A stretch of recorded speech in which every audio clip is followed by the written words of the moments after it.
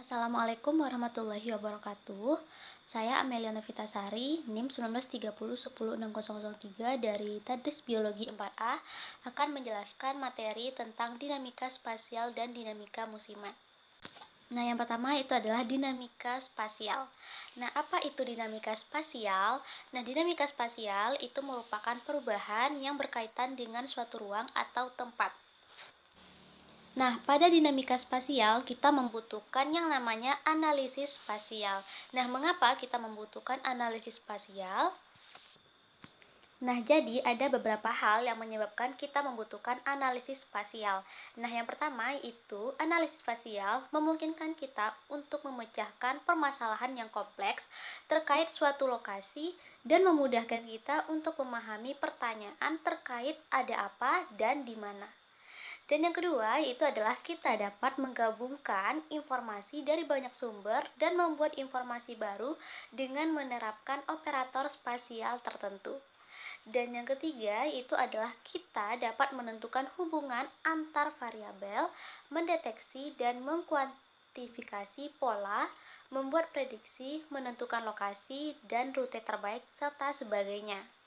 Nah, gambar di atas merupakan salah satu peta persebaran spesies. Nah, di mana dari peta persebaran spesies ini kita dapat menganalisa perubahan atau dinamika spasial yang terjadi pada tiap tahunnya atau pada waktu pada tiap tahunnya atau pada waktu yang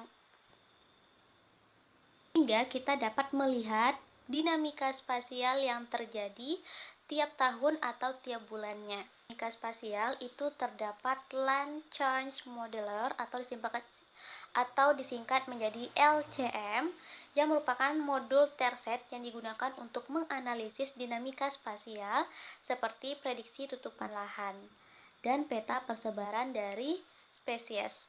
Nah, tahapannya itu terdiri dari 3, yaitu ada kalibrasi, simulasi, dan validasi.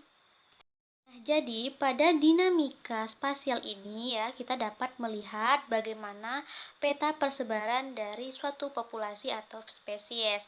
Nah, di sini kita dapat melihat apakah suatu spesies atau populasi tersebut bermigrasi pada suatu tempat atau mengalami kematian atau tetap hidup di suatu tempat tersebut. Nah, jadi dapat kita lihat apakah pada suatu wilayah tersebut mengalami peningkatan atau penurunan dari suatu spesies atau populasi yang menempati wilayah tersebut.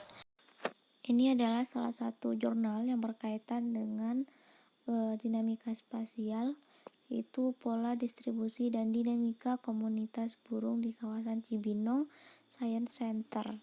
Nah, jadi pada dinamika spasial itu kita dapat melakukan analisis spasial, itu contohnya dengan analisis regresi linier berganda yang digunakan untuk menganalisis apakah variabel luasan area survei, jarak area survei terdekat dengan sungai, dan kondisi habitat yang ada mempunyai pengaruh langsung terhadap nilai kekayaan spesies suatu burung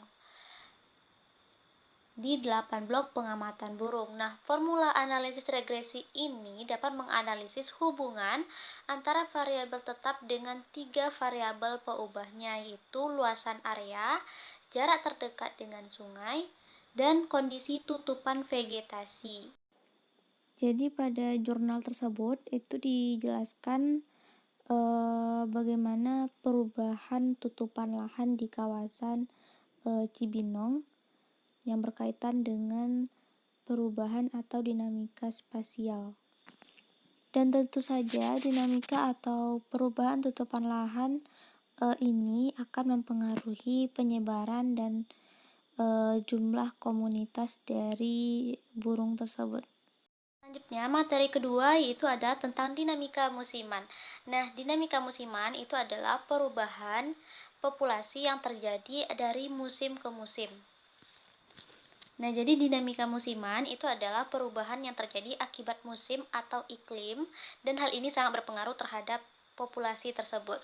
Nah, jadi contohnya itu dapat kita lihat pada musim kemarau, Nah, dapat kita lihat pada musim kemarau itu terjadinya penurunan kadar oksigen sehingga air danau yang tersedia itu banyak dimanfaatkan untuk proses degradasi bahan organik yang berasal dari serasa hutan.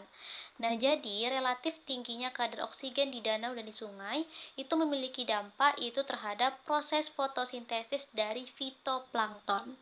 Nah, perairan yang tergenang ini dia akan menunjang perkembangnya pertumbuhan dari fitoplankton tersebut. Nah, selain itu dapat kita lihat juga pada suatu kasus di mana pada musim penghujan, itu total fosfat di perairan danau mengalami peningkatan daripada musim kemarau. Nah, sehingga terjadinya peningkatan kadar total fosfat ini akan membuat fitoplankton eh, akan memanfaatkan kadar dari fosfat tersebut untuk tumbuh dan hidup. Sekian materi dinamika musiman dan spasial dari saya. Assalamualaikum warahmatullahi wabarakatuh.